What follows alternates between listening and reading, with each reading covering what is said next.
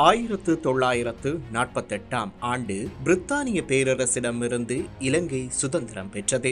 அந்த வரலாற்று சம்பவம் இன்று 78 ஆண்டுகளை கடந்திருக்கிறது. ஆனால் இன்றைய சுதந்திர தினத்தில் நாம் நம்மிடம் கேட்க வேண்டிய முக்கியமான கேள்வி ஒன்று உள்ளது. சுதந்திரம் என்றால் என்ன? அது யாருக்கானது? இன்று சுதந்திரத்தை புதிய அர்த்தத்தில் வரையறுக்க வேண்டிய ஒரு வரலாற்று தருணத்தில் நாம் நிற்கிறோம். சமீபத்தில் இலங்கையை தாக்கிய திட்வா புயல் ஒரு இயற்கை பேரிடராக மட்டுமல்லாமல் ஒரு சமூக பாடமாகவும் மாறியது. அந்த பேரழிவின் போது இனம், மதம், மொழி, அரசியல் என எந்த பாகுபாடும் இன்றி சாதாரண மக்கள் ஒருவருக்கொருவர் உதவ முனைந்தனர். ஒருவர் இன்னொருவரை காப்பாற்ற சாலைகளில் இறங்கினர். அந்த காட்சி ஒரு நாடாக நாம் ஒன்றிணைந்து நிற்கும் ஆற்றல் இன்னும் உயிருடன் இருப்பதை நிரூபித்தது. அந்த அனுபவம் சுதந்திரம் என்ற கருத்தை மீண்டும் சிந்திக்க வேண்டிய அவசியத்தை நமக்கு உணர்த்துகிறது. சுதந்திரம் என்பது ஆங்கிலேயரிடமிருந்து அதிகாரம் பெற்ற சில உயர்குடி தலைவர்களின் வெற்றியாக மட்டுமே இருந்துவிடக்கூடாது. அது தொழிலாளியின் சுதந்திரமாக, தமிழ் பேசும் மக்களின் சுதந்திரமாக, ஆடை தொழிற்சாலையின் சுதந்திரமாக, மாற்றுத்திறனாளிகளின் சுதந்திரமாக மறு வரையறுக்கப்பட வேண்டும். இதுவே புதிய வீரர்களை தேடும் சுதந்திரம். அதே நேரத்தில் புதிய வீரர்களை உருவாக்கும் சுதந்திரமும் இதுவே. இந்த சுதந்திரம் வெறும் அரசியல் சுதந்திரம் அல்ல.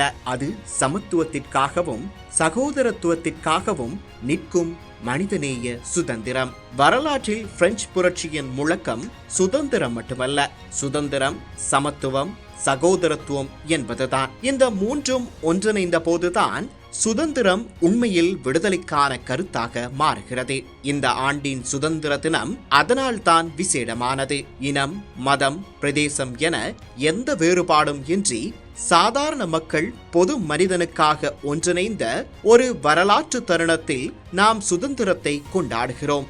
இது மனிதநேயம் என்ற பழமையான ஆனால் மறக்கப்பட்ட கருத்தை மீண்டும் விவாத மேடைக்கு கொண்டு வருகிற சுதந்திரம். ஒருபுறம் திட்வா புயல் நமக்கு இந்த கூட்டு மனப்பான்மையின் வலிமையை காட்டியது. மறுபுறம் பாரம்பரிய அரசியல் வர்க்கத்தின் தோல்வியையும் அது வெளிச்சம் போட்டது. மக்கள் ஒன்றிணைந்து நின்ற வேளையில் சிலர் வானிலை முன்னறிவிப்புகளை மட்டுமே பேசினர். சிலர் குற்றச்சாட்டுகளால் சமூகத்தை பிளக்க முயன்றனர். அந்த அரசியல் தோல்வியை கடந்துவிட்டு எதிர்காலத்தை நோக்கி பார்ப்பதற்கான வாய்ப்பு இப்போது நமக்கு கிடைத்துள்ளது. அந்த எதிர்காலத்தின் செய்தி எளிமையானது, ஆனால் தீவிரமானது. இலங்கையை மீண்டும் வலிமையாக கட்டி எழுப்புவோம். 1948 நினைவு கூறும் போது மட்டுமல்ல, திட்வா புயலின் போது நாம் கண்ட மனித ஒற்றுமையும் நினைவில் வைத்தே சுதந்திரத்தை புதிய அர்த்தத்தில் புரிந்து கொள்ள வேண்டும். பழைய மேட்டுக்குடி அரசியலுக்கு பதிலாக நாட்டின் பொருளாதாரத்தை தாங்கி நிற்கும் தொழிலாளி, ஆடை தொழிலாளி, மீட்பு பணியில் ஈடுபட்ட பாதுகாப்பு படையினர், வடக்கும் தெற்கும் இணையும் சகோதரத்துவம், இவர்கள்தான் இன்றைய புதிய வீரர்கள். பாகுபாடில்லாமல் அனைவரும் சமமாக மதிக்கப்படும் ஒரு நாடு, மனிதநேயமும் சமத்துவமும் அடிப்படையாக இருக்கும் ஒரு சமூகம். அதுவே நாம் மீண்டும் கட்டியெழுப்ப வேண்டிய இலங்கை. அதுவே இன்றைய சுதந்திரத்தின் உண்மையான அர்த்தம்.